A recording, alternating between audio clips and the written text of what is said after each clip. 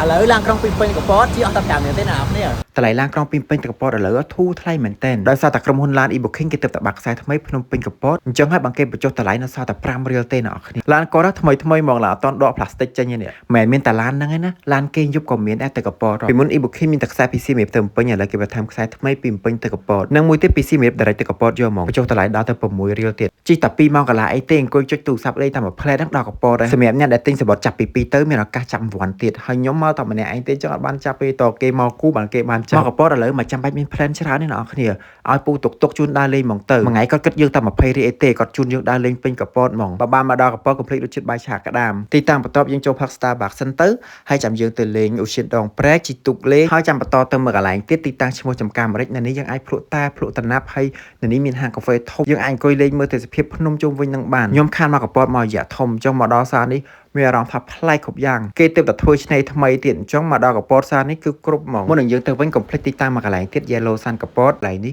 មើល sunset ស្អាតខ្លាំងបើអ្នកគ្នាមានពេលគេនេះមកយប់ទៅក៏ធូរថ្លៃដែរបើអត់មានពេលច្រើនទេដើរលេងតែមួយថ្ងៃពេលល្ងាចក៏បានដែរយើងឡប់មកវិញទីតាំងឡានគេនេះអត់ពិបាករកទេនៅជាប់ AVA ដើរលេងចង់អត់សូវហត់ហើយចំណាយអស់ដល់50រៀលផងបើឡានក្រុងទៅមកអស់តែ10រៀលចាប់5ចង់កក់សំបុត្រអីកក់តាមលេខទូរស័ព្ទនេះបានឬក៏កក់តាម app ក៏បានដែរ